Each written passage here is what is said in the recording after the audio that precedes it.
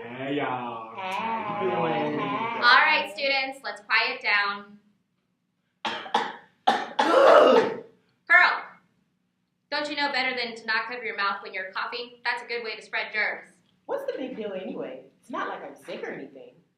Just because you don't feel ill doesn't mean you're not spreading germs. So, teacher, you're telling me that we can get sick by things we can't even see? Yes. Well, kids, gather around. I'm going to give you a bit of a history lesson. You probably heard or seen pictures in bathrooms saying to wash your hands or don't spread germs. Do you know why? No. It may sound crazy, but there was a time in history when the act of simply not washing your hands led to many infections, many from doctor to patient, causing people to die. Could the spread of germs really cause lots of death? If I didn't wash my hands for a week, could I infect people and make them die? Well, Tommy, if you didn't wash your hands or shower for a week, I think it'd be your classmates who would have to smell you all week. Yeah, isn't that why we get shots when we go to the doctor? So we don't get sick later on in life? Man, those weren't fun at all. Absolutely, Charlie. We are fortunate to live in a time where we have vaccines that at one time would have killed people. Thanks to advances in medicine, specifically over the last 2 centuries. Oh, I remember those shots too. So I know we get those shots to prevent us from getting from certain diseases, but I also heard we can get sick from animals and bugs too. You heard right. In fact, in the mid-14th century, almost half of Europe's population was wiped out due to a disease spread by rats to fleas and then to humans. Shook it.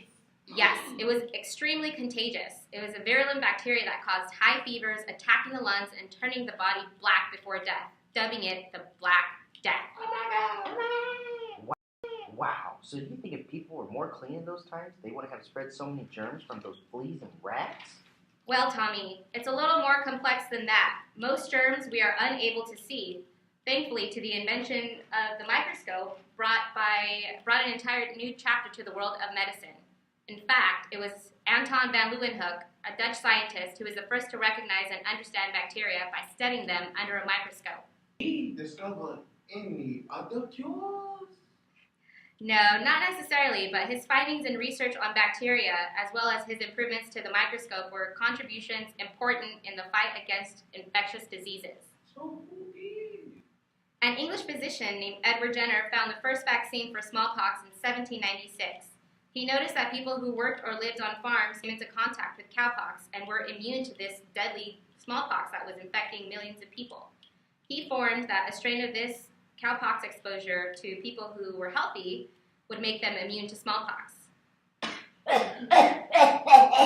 Pearl! Are you not paying attention? You could be spreading Ebola for all we know. Oh, hush. I think I have some food caught in there. Just cleaning my pipes. Anyway, I don't have the germs the teacher is talking about. Tell us about this germ theory. What is it and how is it started?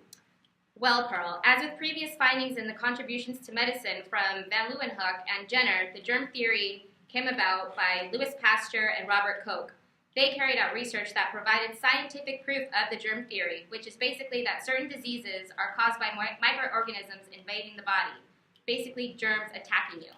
Pasteur came up with pasteurization, which is heating of substances to a certain temperature to kill off dangerous microorganisms, and also invented vaccinations for rabies and anthrax. Koch actually had found the bacteria that caused tuberculosis and cholera. Sounds like things were happening mighty fast. Absolutely. This led to a golden age for microbiology. Then came the development of penicillin by Sir Alexander Fleming in 1928. Sounds like we got it all figured out. Not so fast. After this height of vaccines and antibiotics, the medical world was stunned in the late 1970s with a new virus. Can anyone guess what that was? I can. It was the emergence of what we now know as HIV or AIDS. It was originally found in gay men and was known to be a death sentence. But thanks to modern medicine, we know that that isn't true anymore. And now we have people with this disease living long, healthy lives. Wow, Pearl, so you know about HIV, but you can't even cover your nails. It's not funny. Stop.